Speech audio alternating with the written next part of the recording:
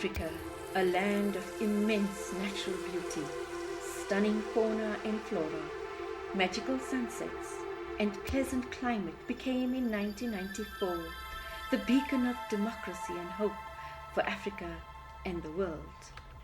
Existing side by side, the soaring skyscrapers of Johannesburg and the rugged townships scattered across South Africa, both housing asylum seekers, refugees, and fellow Africans.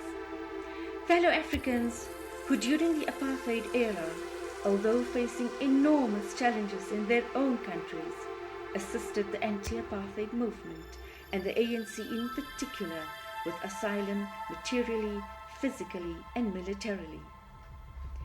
And if these fellow Africans thought this hospitality would be reciprocated by their counterparts in South Africa after years of institutionalized racism, they were mistaken as events in South Africa unfolded.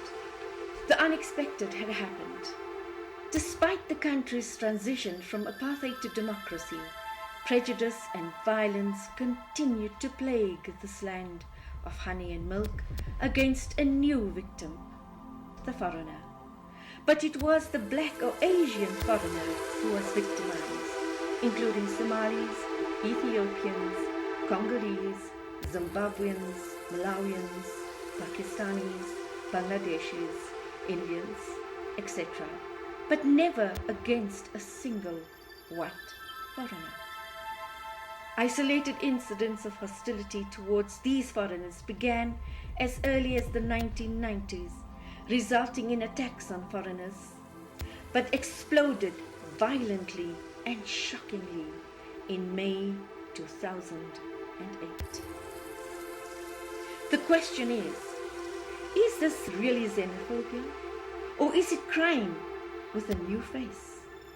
That will be discovered during the course of this very important journey in South Africa. We begin this documentary by speaking to world-renowned academics based in South Africa and interchanging it with visits to the township. Professor Shadri Gutto is a highly acclaimed academic and political analyst of Kenyan descent based at the Center for African Renaissance Studies at the University of South Africa. And much of his articulation of the xenophobic attacks finds resonance with other researchers and academics we spoke to recently. This is what Professor Shadri Gutto had to say. Some foreigners say it's not xenophobia, it is crime. Some plain and simple crime. But when people are stopped in the street and asked, do you speak Zulu, do you speak Sotho, and they can't, and they're attacked, and this is xenophobia. As an analyst, as an academic by excellence, what is your opinion of these rights, of these xenophobic attacks? Well, I think we need to clarify the terms we use when we talk about people who have immigrants who have come to South Africa, who are non-nationals. They fall into basically two categories. The first category is that of people who are seeking asylum or people who are refugees. Now, those who are coming to seek refuge and or to seek political asylum under international law, but also our own national law in South Africa, are governed under laws which deal with refugees. And when they apply, some have been admitted as refugees or have been granted political asylum. Those people, South Africa government is under an obligation to be able to give them all the protection and all the rights that they need. And they cannot be expelled even by the government. They can return voluntarily when the situation in their countries change fundamentally and they feel safe to go back. So that's one group. The other are immigrants who have come to South Africa for some for economic reasons, because their countries are in such a poor state in terms of the economies that they come over the borders. A lot of those, as we know, majority of them in South Africa, come from Zimbabwe. Of course, there are others from other countries and there are other countries where there are conflicts, and therefore they cannot sustain themselves, even though they are really not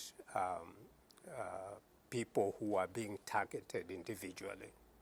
But the refugee law in South Africa is built under the African Convention dealing with issues of refugees in Africa, which expands the definition of refugees, people who, because of circumstances, disturbances in their own country or occupation of their country, do flee, not because they are being targeted individually. Those are also people who qualify for refugee status. But the immigrants who come, obviously they are seeking a living because of conditions in their own countries. But we are dealing here with people who really are at the margin, lower classes, lower middle classes, and so on. And there are people who are looking for employment, but some of them are very creative. You can see those who are women, they start boutiques, salons, make hair, they do this and that, and so on. Some start small spaza shops, small shops, and so on. And they expand. And because they are people who are not here to be able to demand that government gives them social grants and all other types of grants, they learn how to survive by doing legitimate business and so on. Those people are then seen to be preventing South Africans from starting those businesses. But that is not true, because before those people came, why were the South Africans who want to start a business not start a business? Why can't South African enter into a partnership with them to start a business? But what lies behind it, the conversation is that these are foreigners. Why are they in our country? They are taking our jobs, and so on and so forth. Now, that is xenophobic, the fear of these other persons who are not citizens of the country and the hatred of it. If you only fear and hate them, there's nothing wrong. But when you go beyond that to begin to cause damage to them, then you are both xenophobic and you are a criminal. We followed 3 Ethiopian businessmen whose businesses remained closed as a result of xenophobic attacks, and they shared their sad encounters with us. Was this xenophobia, or was this crime with a new face? We came face to face with the elements that both create and respond to the violence in the country. The township seemed to be the hotbed or the root of all the xenophobic or criminal elements that we're experiencing across the country. There is no proper roads here, sanitation there seems to be, but the roads are not tarred. Difficult place to survive, even for South Africans. And if there is competition for turf, as the Colonel said to us now, then there's obviously going to be problems. We have to obviously see all sides of it. We are being accompanied by 2 Ethiopian brothers who are giving us an idea of what happened that fateful day on 15th of August 2013. So 2008 was one of the days in which the attacks flared up in 138 areas from the 8th to the 26th of May 2008. But since then, attacks have occurred, and these brothers are continuing to suffer a result of xenophobic attacks or violent attacks or criminal attacks. We're just trying to establish what type of attacks these were. Okay, this is Hassan Tuck Shop, it's called, and it's been closed as a result of xenophobic attacks. And right next door you can see Franco's Tavern that's still open. It's a locals store. So the shops. This one's been closed This one's been opened. It's a tavern that has not been attacked. You want him to come back and open the shop here? Yeah, who is come back? Yeah. babuye bona sibona ezinye izinto ziyasogola ema-talk shop akhona manje awutholi nix uthole ayikho ma uthi uzothenga bathi ayikho i-airtime nje siyayiswela kumanje angikhona ukungena ka-WhatsApp angina-airtime akho ma-talk shop akho umuntu ofuna uvuka i-talk shop. So you want this gentleman to open up again? No, they can open up because their prices were cheap and we've got everything. If you ask even for a vinegar, I will get in the container of Gonji na Pakistan ne. Mara manje iya la bayani weteng vinegar yiko. Mara, how's it life? Yeah, all right. Okay. Good night. Haholo. Eh. Haholo. Eh. Shopping nearly too much, ma'am. Haholo. Hona jeri sokola. Le reka ka dintho, ma'am. Mthatho ha re reka re ema mo re nahane re hane motho tla ya kae. Ya bona re ya kwa tarianeng. And the price tsa bona ne di le bang compared to tse. Ne di le right. Eh. Why ba kobile mo? Ke tsebo. Ba nna ka ne ka bona jebsiu se ba kwetse. Ya bona. Ka ne ka bona se ba kwetse je sa tsebe re ba kwaletse eng. Ya. Ka utlwa le rata ya ke tsebe hore lo etsa halala. Banka he.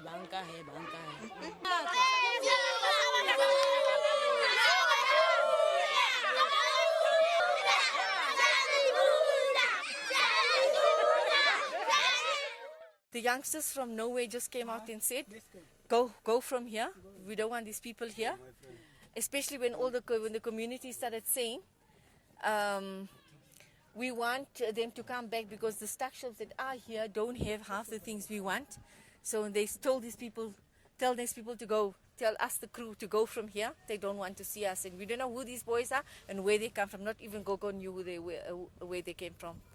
So this is telling us a lot. Yeah, it is as if they've designated this is our territory and we will decide what has to be said or not. And we don't know who and they look quite well dressed. They not seem to be suffering, those youths. So it's a phenomenon that we need to delve more into. To make sense of what we experienced and witnessed in the township, we spoke to a researcher who is doing an in-depth research of xenophobia or crime in South Africa. We at Wits University at the Center for Migration and Society, and speaking to a very important gentleman who's a researcher here, Mr. Jean-Pierre Misago. I hope I got that right, sir. Yes, you did. You are a critical component of South African society, let me say that at the outset. But we're here to discuss the violence in South Africa, which we all have witnessed, especially against foreign nationals. First of all, when it broke out in 2008, subsequent to that, what did you see? What we saw in 2008 was not a surprise for us, because violence against foreign nationals did not start in 2008. It started long before. And building up to 2008, there were an increase in the number of incidents across the country, and signaling that something big was about to happen. And it happened despite all the warning signs. So what we saw was an unprecedented wave of violent attacks on foreign nationals across many areas across the country.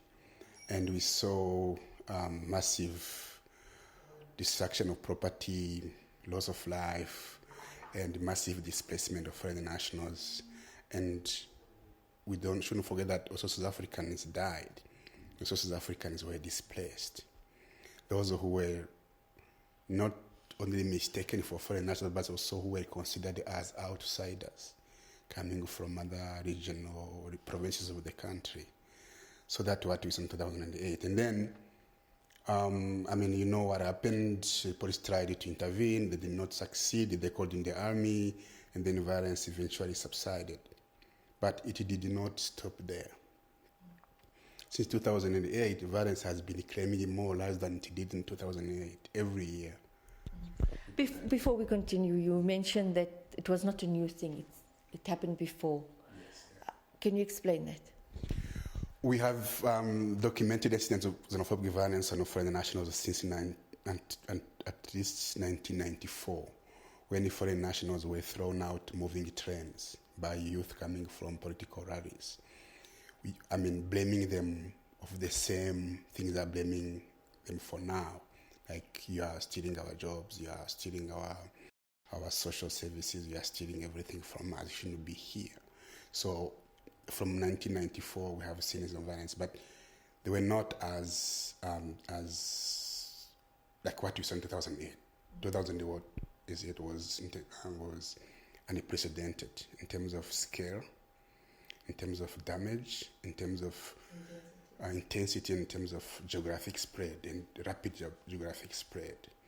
In a few weeks, we saw like 132, if I'm not mistaken, incidents in 2 weeks across the country.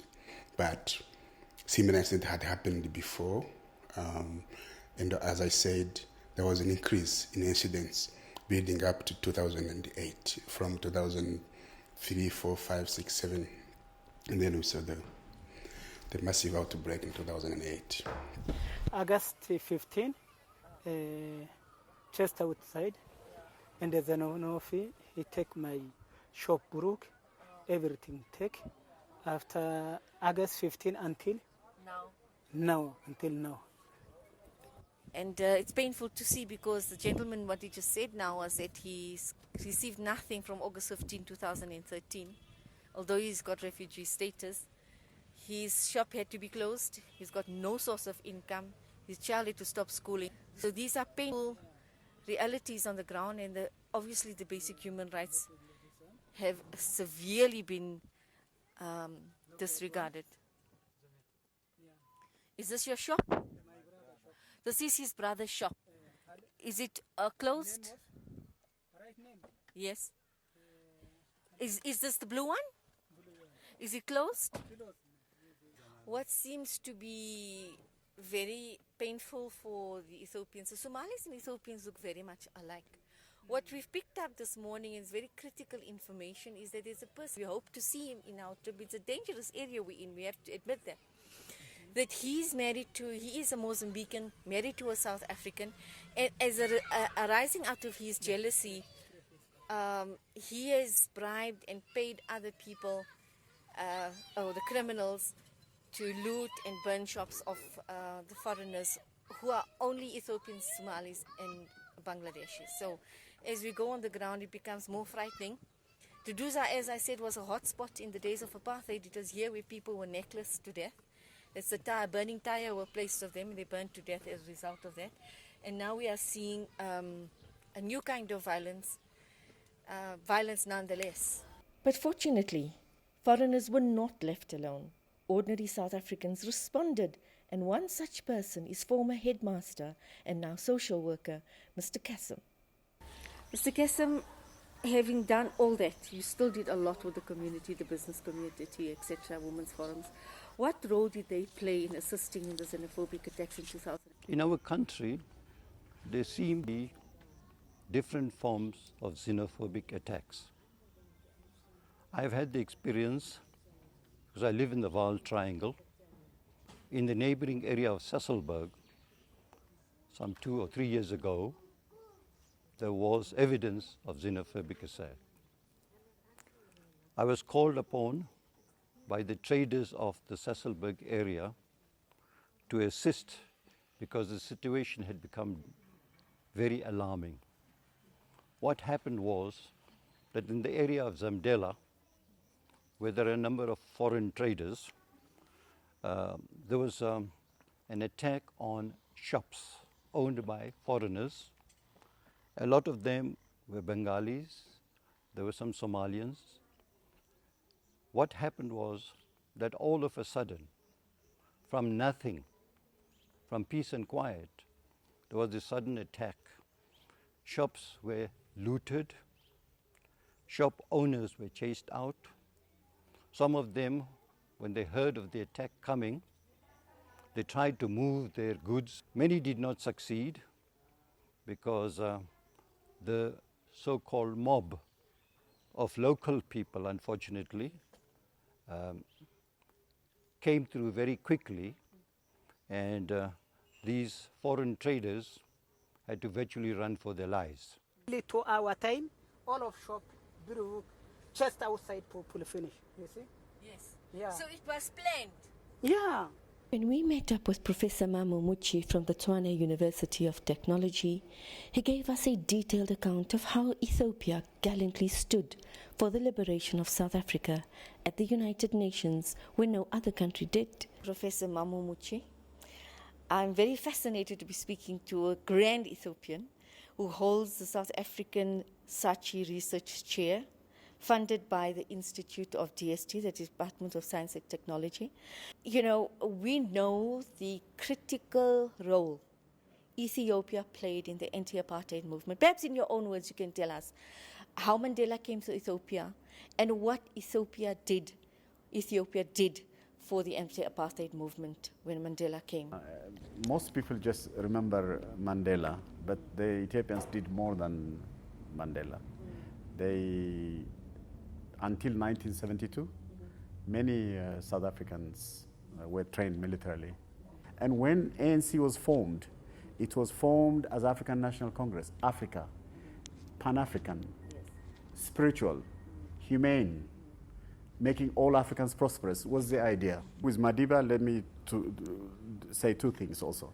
First, he understood Ethiopianism. He says, we trace, he says, our roots, the ANC and others, to Ethiopianism.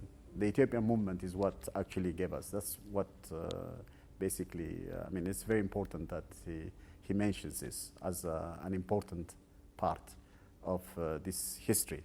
In other words, the link. The other thing is his own identity. He says he didn't want to go to France, America, Britain combined. He wanted to go first to Ethiopia. That's the root that means a lot to him. So his identity, his meaning he has attached to Ethiopia is quite important. It's in his book, Long Walk to Freedom.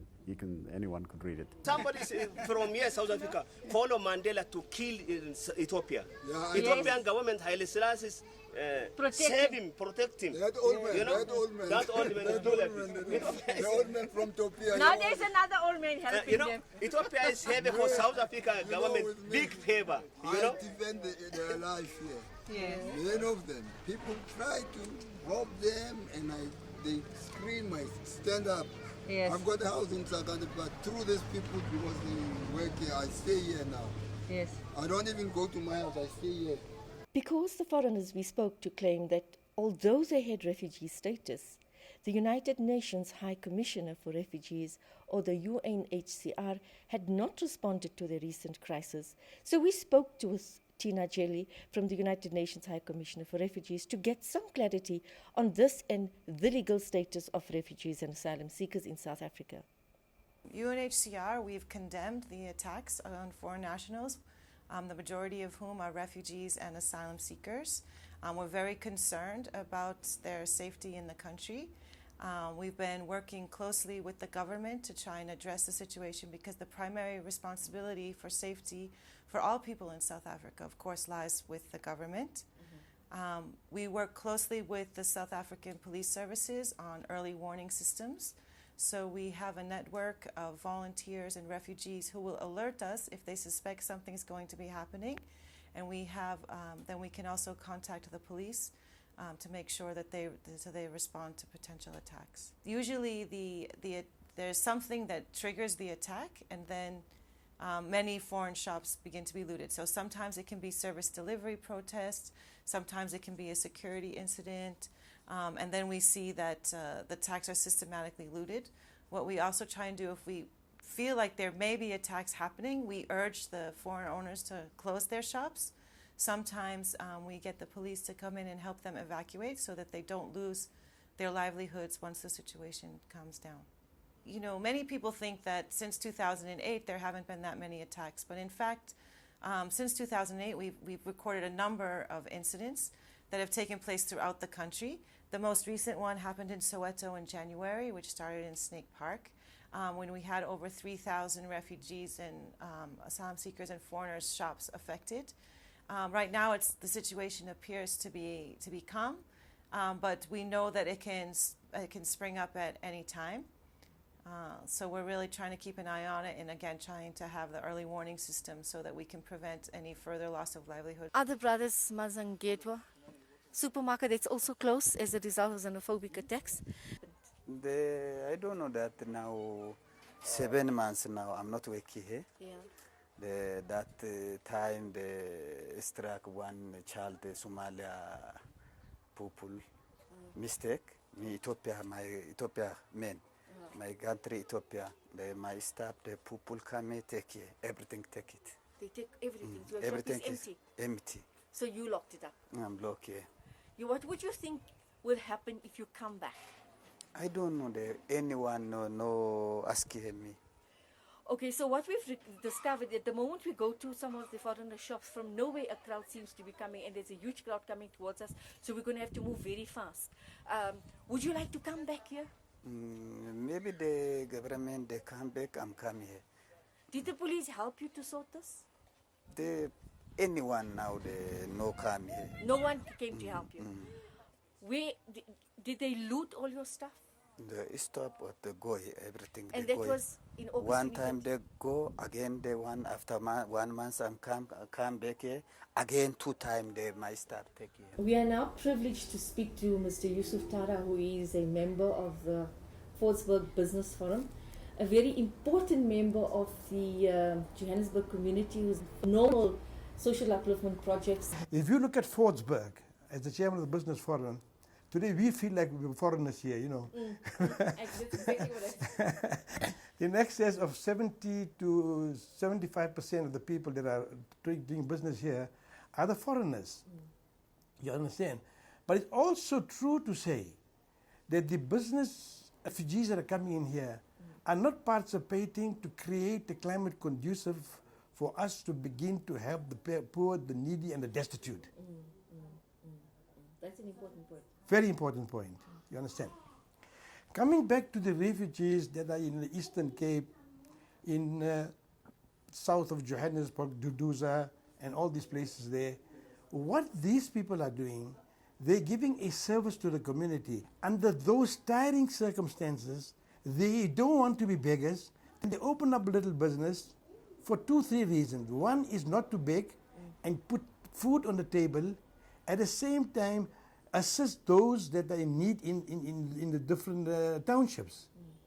You understand? Yes, well, you're absolutely correct. So what happens now is that there are certain elements, or there are certain shops owned by the local African brothers, so to speak, and their prices are a bit high, and then all this starts, no, he's selling wrong food, or he's saying he's got stolen goods, and why he's selling it so cheap, and so forth, and they create that hype. Now you must understand something, Samshar, very clearly, that in excess of 50% of the youth are unemployed. They're sitting on a corner, they're doing nothing, and when they see these kind of things happening, they jump on the bandwagon, they start fighting and killing and vandalizing and stealing and all of those things that take place. Honestly speaking, how do I feel? I feel like, you know what, it shouldn't have been done, you know? Due being that if someone is trying to make a better living for themselves, I don't think you have a right to take what they actually deserve, you know what I'm saying? Because they work hard so that they can make a living, and then you want to come and destroy it. So personally, I think that those boys should actually be punished, my man, you know? An example should be shown that, you know, what happens to someone who does what, who takes from others. Because you can work hard, my man, work your whole life just to get here. And then someone takes that, what you've worked for overnight. It's not cool, man. Honestly, I don't feel comfortable. Me, myself, I don't even feel comfortable being in Alex at the moment. You know what I'm saying? Yeah, because my own safety ain't even, you know, guaranteed. Because what if they can mess up someone who's making a better life for himself, who's from outside there, what stops them from taking something from me? Someone that they actually know, hey, man, he lives here. He's getting every vibe. He's got the girls. He goes out there. Hey, man, I hate that guy. We got to kill him too. You check. That's what starts these small violences around the hood, man. You know what I'm saying? I don't know, man. I guess the people from this side, man, they're losing their love, you know? I don't know. Something's lacking, man. It's like dignity or something, man. I don't know, man. Just something's lost. Alex. That's what I can tell you. Honestly speaking, from my side.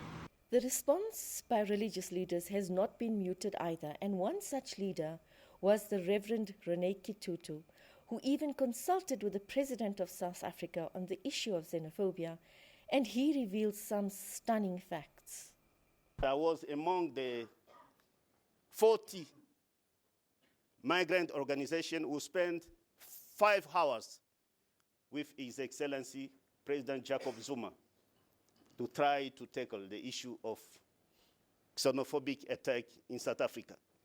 Because when it's repeated, first time, second time, and we have a small, what we used to say that it's not a xenophobic attack, it's a criminal activity in January in Soweto.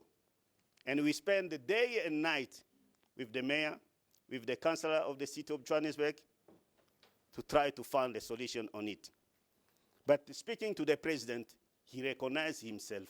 He said that we didn't shift in South Africa from the culture of violence in terms of apartheid to the culture of peace. And I think that each of us must take it seriously to be, as we call, African peacemakers. And seemingly, because of these critical factors, this is what happened. Until they break the door, they take everything inside. They take shelf, fridge, tables, everything. And they didn't say why? I was not here, I was in Durban that day. Okay, when they came the second time? The second time I was here. And what did they say? I stopped and I said, they better kill me, and then they can get in. If they don't kill me, they won't get in, I'll kill them myself. So they go. They didn't take so much because I was present that day. Are they scared for you? But do you know these people? All these people here, these youngsters, they raid the other shops here, they call themselves comrade. They are not They call themselves They comrades? say they are comrade, they are talking lies, they are crooks. So they're criminals. Owing to the rising tide of criticism against the ruling party's perceived silence of violence on the ground, the Deputy Secretary General of the ANC responded in the following way at a press conference in Johannesburg. Our country has decided to integrate people who move into South Africa, into communities. It works well in some communities. In other communities, issues are being raised about displacement of local business people by foreign nationals who own businesses and in the main are renting the businesses from local people at a fairly high rental rate. And so in that sense, nobody's actually losing any money, individuals. But the perception that is inculcated is that there's a displacement of business interests, which in our view is actually inaccurate, because the business people that have set up new businesses or have taken over a business from somebody else who was a South African has done so, and the South African in question has still benefited from renting the space out. And you don't have a problem with foreigners? No, I don't have problem with them. I work with them. If they hire my place, they pay me my rent. Yes. And I protect them so far as I can. Sometimes, So you're the landowner here? Yes, I'm the owner of this place. And nobody, the locals want to come and take the shop? Did they want to rent from you? I don't want. Even today, there were plenty here. They want to rent this place. I don't want, because I promised this man. This man must just tell me he's going front or not. If he can't, then I'll see what to do. Yeah.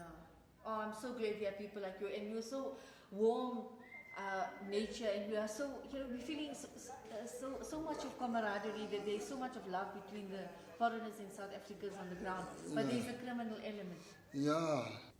At the same time, we have had a conversation with our government. We also believe that there is a need for better management of the human rights of all foreign nationals who do come to our country, especially those who are especially vulnerable.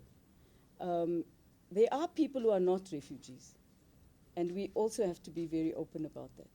There are people who are simply coming to look for a job in South Africa.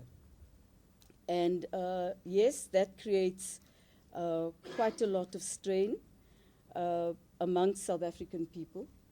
who believe that if one looks at domestic work, you look at what is internationally known as D-jobs. South Africans are being displaced in farms, and foreign nationals are not joining trade unions. So the labor laws, the fight we've had for better wages is being disturbed, particularly at the lower income entry level of the economy. And so we're asking very openly that organizations that represent foreign nationals should ask them to join the labor unions. There's nothing in the Constitution that prevents a worker from joining a labor union for protection from exploitation, and in the end, that also assists all of us in this situation that we find ourselves in. We met Mr. Ismail Vadi, MEC for Transport, at a social cohesion conference in early April, which was organized by the United Arab Community of South Africa. This is what he had to say about the xenophobic attacks in South Africa after having viewed our trailer being screened at the conference. As we were grappling, I think government policy is very, very clear. We want to work on the principle of social cohesion, of inclusivity, of integration, of absorbing, of working with people, embracing them, and embracing the diversity, the cultural diversity, the national identities of people, and making it part of the broader melting pot that South Africa should become. Very much along the lines, as the Minister said, that the Freedom Charter says this country belongs to all who live in it. It doesn't say it belongs to South Africans only. It doesn't say it belongs to Africans only. It belongs to all those who live in it. And that will mean people who were historical migrant workers and also others who have come into our country. But in situations of economic deprivation, poverty, low economic growth, etc., now you have new stresses and strains emerging, and intense competition within townships for resources, for employment opportunities, for business opportunities, etc.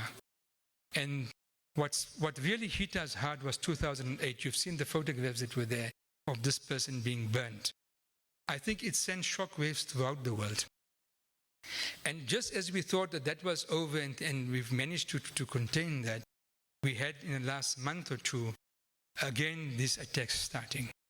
It started in Soweto, went to Kagiso, went to Eden Park. Day before yesterday, it was in Tembisa. It spread to parts of the Eastern Cape, Western Cape, KZN, etc. Now, it has done a lot of damage to South Africa's reputation internationally, but particularly on the African continent.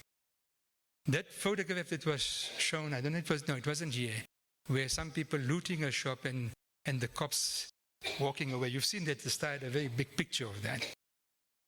It has sent a signal or a message that really this government is not prepared to protect foreigners. That's the image.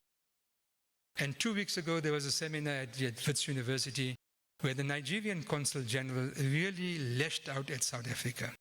It was an academic platform, but he really attacked this government very, very severely. Now, I can tell you, in my sleep, I can tell you what's government policy. Our policy is to defend one and all, irrespective of the country of origin. But we are not succeeding on the global platform now to convince some of our neighboring states, our friends in Africa.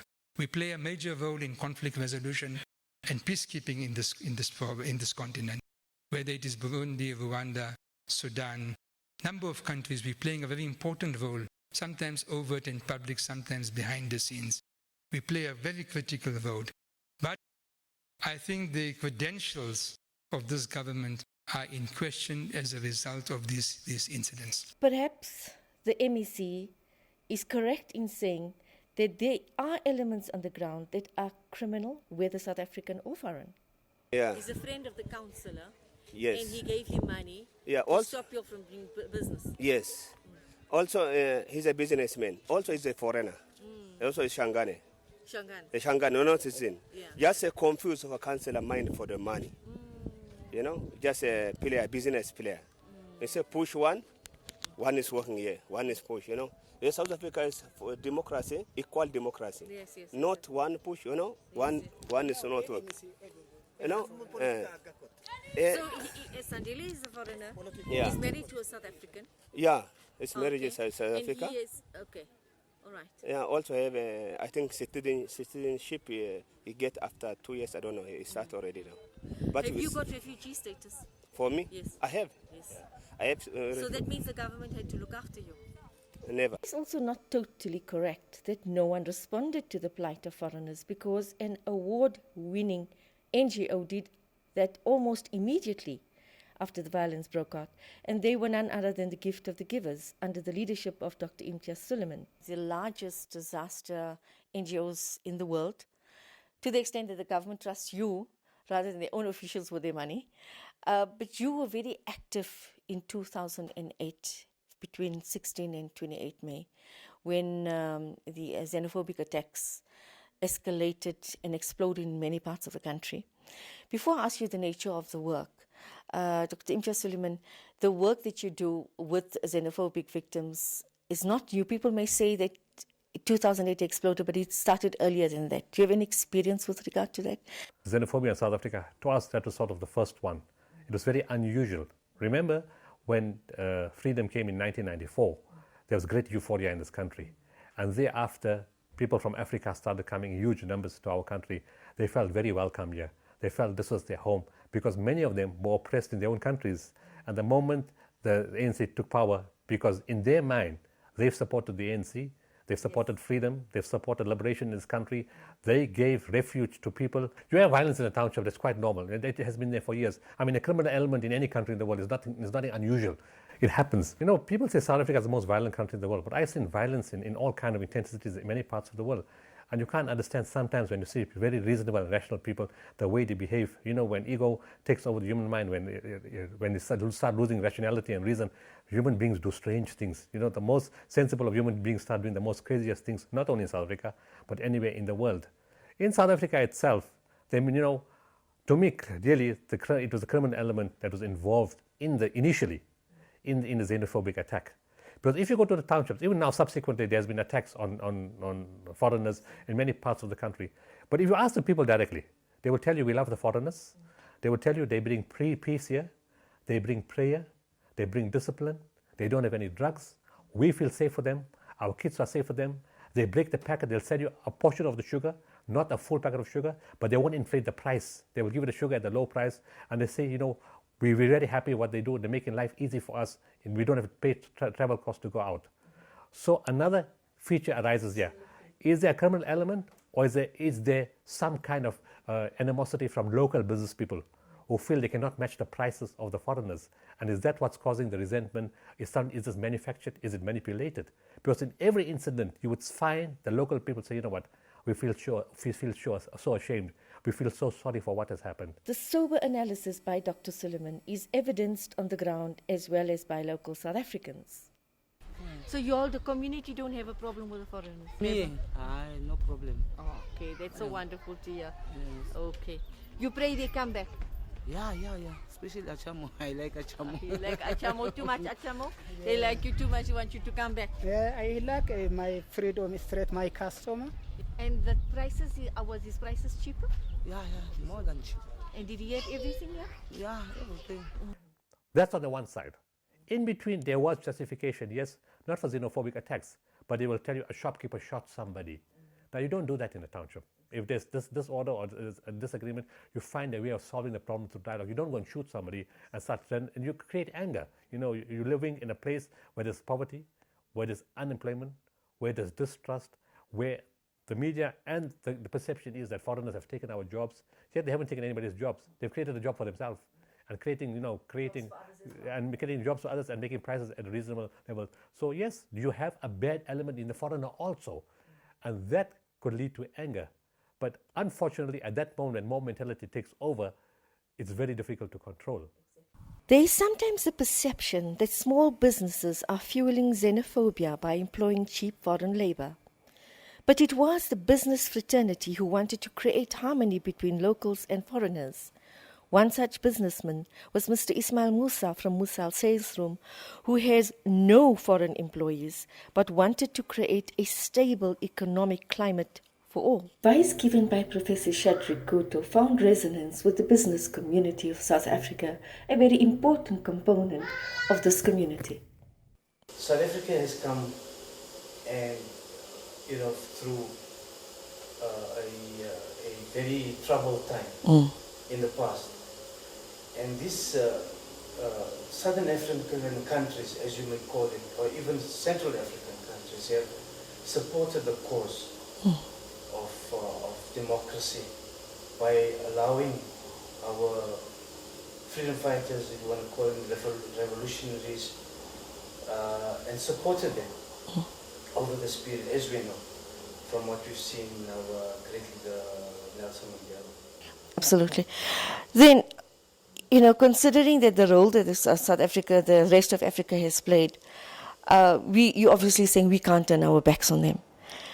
Your view on, where is the problem of xenophobia? Where does it lie? Is it a question of diversity? Are we not diverse enough? I think it's accepting this diversity, which is the real issue here. Foreigners have a loud voice in South Africa and are using it effectively on various important platforms. Mr. Mark Gaffo, who is the chairperson of the Africa Diaspora Forum, used the Africa Cities platform to address the issue of social cohesion and xenophobia, and was outspoken in his analysis of the underlying causes plaguing not just South Africa but Africa, resulting in civil strife and xenophobia. I'm based here in South Africa, which is working for the integration of the migrant community in South Africa. We're thinking of going out of South Africa now.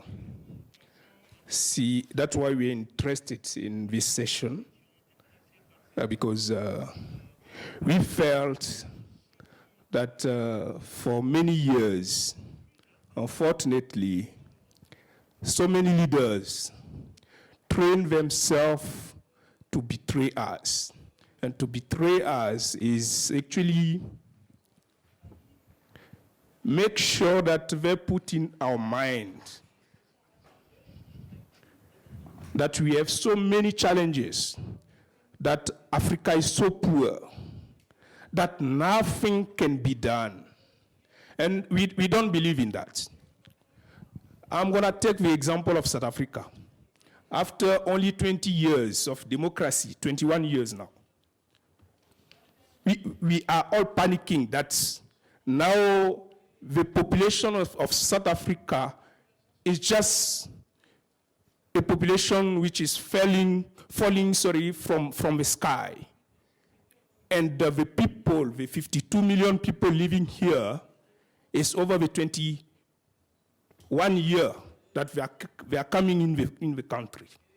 Why before the fall of apartheid, we didn't have that crisis? Why only now that we're panicking, we should kill people because we have so many, we have a scarce resource in this country? Why and why? What we are saying is that this continent is so rich that unfortunately we have a very poor leadership which is betraying us, making sure that we're killing each other while they're busy looting our resources. That's the reality. In South Africa, I don't think and I don't believe that this country is not rich enough to feed 52 million people. South Africa is so rich that if you don't know the history of this country, you don't know the resources of this country, you can believe that, there's nothing here. But if you know the history of this country and you know what South Africa stands for, 52 million people can be fed every single day and they have enough resources to face the challenges that they're having with this country. Not the poor Somali or Ethiopian who is opening a shop in a township. That is not job. Do we really think that the people who are selling tomatoes, bananas, potatoes on the street, that is the job that South Africans are looking for, really? And when we have a leadership which cannot inform us about the history of this country, about how people put themselves out there for 94 to come, then we're having a very big challenge in this country. Africans have to unite. We have enough resources. We need a strong leadership to take us forward. When the Europeans, Americans are looking at this continent, when they're all flying here to come and implementing programs, is because they can clearly see the richness of the continent. We are blind enough, so they say they don't know what they have. That's why they're coming. But let us stand united, and that's why we need to create this network. From the south to the north. No, none of the Somalians and that got hurt, and it was just that Nunkiwa stock and all that. It was just like a warning one time. Alright, in fact, get out, Yabo. We don't need you here anymore. The important question is, are criminals having a fun day doing what they do best? Or is it something much more serious? Join us in part 2 as we look at the way forward in dealing with xenophobia, or is it crime with a new face?